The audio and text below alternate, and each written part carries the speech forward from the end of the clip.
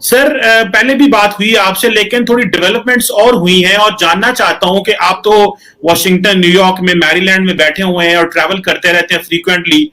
आप कैसे देख रहे हैं? पाकिस्तान में तो ये समझ आ रही है कि अमेरिका और जो पाकिस्तान के ताल्लुकात हैं वो जमूद का शिकार है, वो स्टैटिक हैं, वो चल ही नहीं पा रहे। आप कैसे देखते हैं? आपकी क्या ऑब्जर्वेशन है? जरा काइंडली हमारे व्यूअर्स को बताएं। देखिए, असल में इसको मैं दो पार्ट्स में इसको डिवाइड करता हूं और मैंने आज तकरीबन मैं 10 पॉइंट बताना चाहूंगा कि किस वजह से पाकिस्तान और यूएस रिलेशनशिप, बाइडेन एडमिनिस्ट्रेशन इससे किधर जा रहे हैं, रिलेशनशिप क्या इस जमूद में क्यों पहुंच चुके हैं। तो उसमें सबसे पहली जो बात है, जब बाइडेन एडमिनिस्ट्रेशन ने टेक ओवर किया तो पहला जो इनको एतराज था वो जनवरी 20 सुप्रीम कोर्ट का डिसीजन था उमर सईद शेख के हवाले से।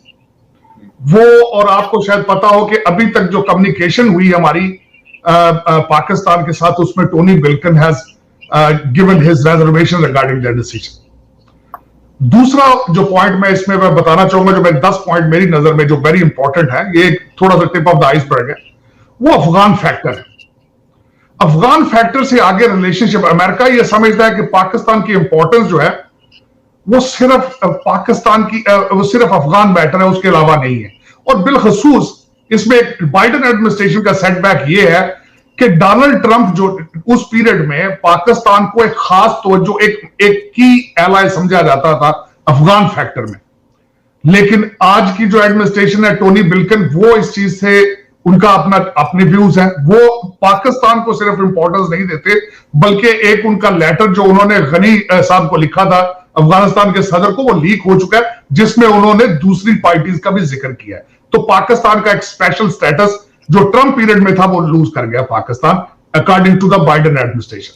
तीसरा जो पॉइंट मैं बताऊंगा वो डोनाल्ड ट्रंप सिंड्रोम है अमेरिका में, कि जो बाइडेन है वो हर उस चीज को डिफ्यूज करना चाहते हैं जो ट्रंप एडमिनिस्ट्रेशन ने किया। बल्कि जो मेरा पॉइंट था कि पाकिस्तान का एक खसूसी स्टेटस था अफगान हवाले से, जालमे खलीलजाद के जो खासकर रिलेशनशिप उस दौर में पाकिस्तान में होते रहे हैं, पाकिस्तान की सियासी क्यादत और मिलिट्री क्यादत के साथ जो उनके रिलेशनशिप थे वो थोड़े बैक बर्नर पे चले गए, क्योंकि बाइडेन एडमिनिस्ट्रेशन हर चीज खत्म करना चाहती थी जो डोनाल्ड ट्रंप करके गए।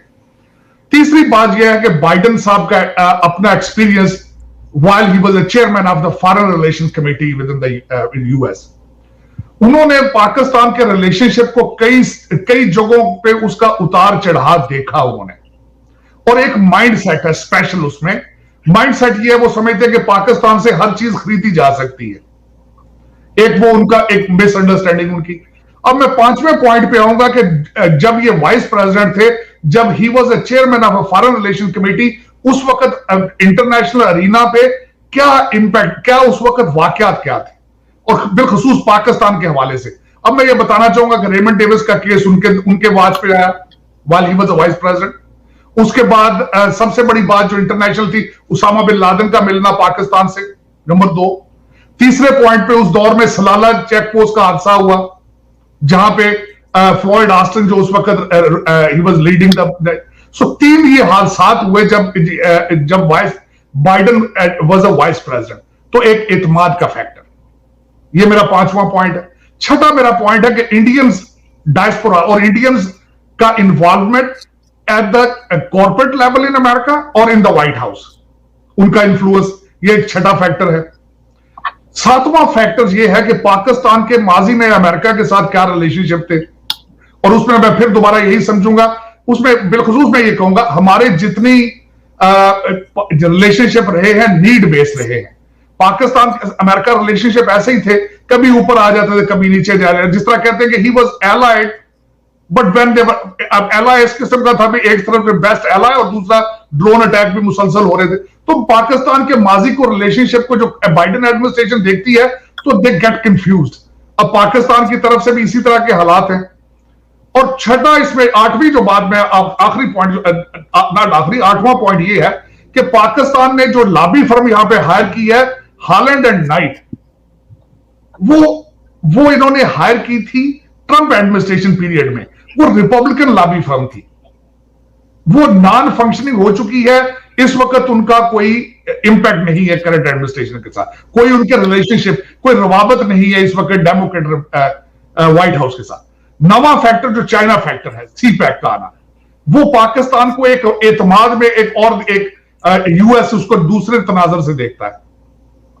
10वीं बात यह है जो मेरा आखिरी पॉइंट होगा, वो ये है कि यूएस इंडिया रिलेशनशिप, वो इंडिया को एज ए चाइना के खिलाफ अपना एक स्ट्रॉन्ग एलाय समझते हैं। वो समझते हैं जो इंडिया हमें डिलीवर कर सकता है, Pakistan doesn't have a capacity to do it. अब उसमें सी पैक का भी एक एतमाद आप फैक्टर कर लें, तो मेरी नजर में ये 10 की फैक्टर हैं जो इस वक्त पाकिस्तान यूएस रिलेशनशिप में एक मेजर पोजीशन रखते हैं। अब उसमें देखा जाए तो पाकिस्तान में कई चेंजेस आ चुकी हैं। अमेरिका फॉरेन पॉलिसी के बारे में एक थोड़ी सी अर्ज करूंगा। हर कंट्री की फॉरेन पॉलिसी वो होती है जो उसके इंटरनल हालात होते हैं। अगर किसी एडमिनिस्ट्रेशन को जब इंटरनल पूरा वोट ऑफ कॉन्फिडेंस नहीं हासिल होगा अपने लोगों का, तो वो फॉरेन अपनी पॉलिसी पे तवज्जो नहीं दे सकते। इस वक्त जो बाइडेन एडमिनिस्ट्रेशन है, they are facing a lot of internal issues. एक तो पूरा फुल वोट ऑफ कॉन्फिडेंस नहीं है, एक वास्ट मेजॉरिटी नहीं है, country is divided on racial basis, और बल्कि और जो हमारी करंट एडमिनिस्ट्रेशन है वो इसका हिस्सा है। यहां पे अमेरिका में इनको कहा जाता है कि they are government of black live matter, they are the government supported by इंतीफा, तो extreme far left, progressive agenda, socialism. तो एक कंट्री के अंदर भी इस एडमिनिस्ट्रेशन को एक पूरा वोट ऑफ कॉन्फिडेंस हासिल नहीं है, एतमाद हासिल नहीं है। इसी वजह से अमेरिका की फॉरेन पॉलिसी वीक है, और ये वीक थी ओबामा पीरियड में भी जब बाइडेन वाइस प्रेसिडेंट थे। आज भी हालात वही हैं। अब मैं सबसे बड़ी बात बताता हूं, इस वक्त कंट्री में यह है कि चाइना के साथ इतना सॉफ्ट कॉर्नर है। अगर आप कोविड को चाइना वायरस कहें तो आप, मेरा मकसद है लोग माइंड करते हैं करंट एडमिनिस्ट्रेशन के। अगर आप किसी स्याह फार्म को स्याह फार्म कह दें तो आपको नौकरी से निकाल दिया जाता है। इस वक्त America is facing its own internal issues, racial basis पे, इकोनॉमी बेसिस पे, और जहां तक देखे ना, ये खुला के बात हुई थी पिछले दौर में कि जो बाइडेन का अपना लड़का $1.5 बिलियन के बना चुका है चाइनीज रिलेशनशिप के साथ। तो एक foreign policy is completely confuse, और जो बॉर्डर इस वक्त हमारे बॉर्डर क्राइसिस, इमिग्रेशन क्राइसिस चल रहे हैं, they are beyond the control of current administration. अब देखें, जब मैक्सिकन बॉर्डर को हैंडल नहीं कर पाएंगे तो यूएस पाकिस्तान रिलेशनशिप तो बहुत दूर की बात है, उस पर किस तरह फोकस करेंगे। तो इस वक्त ये वही बात है जिस तरह ओबामा पीरियड में हमारे इंटरनल उनकी पॉलिसीज थी, promotion of socialist agenda, promotion of gauge and lesbian. अगर आप यहां पे इस वक्त किसी गे को आप गे कह दें तो you can not grow in that job, you will be penalised for that. अब मैं छोटी सी मिसाल दूंगा आपके देखने वालों को, मेरे नजर में अगले दिन बहुत अच्छी ये एक चीज है। अगर इस वक्त अमेरिका का आपने फ्यूचर देखना हो, फॉरेन पॉलिसी और इंटरनल इशू देखनी हो, यूएस आर्मी की एक एड चल रही है यहां पे टीवी पे। उसमें दिखाया यह जाता है कि एक बच्ची है, वो कहती है कि आई हैव टू मदर्स और आइदर हैव टू फादर्स, और लेटर ऑन वो लड़की आगे जाके आर्मी ज्वाइन करके बिकम अ फाइटर। वर्सेस उसी प्रोग्राम में उन्होंने दिखाया कि रशिया में आर्मी को रिक्रूट करने के लिए किस तरह की एड चलती है।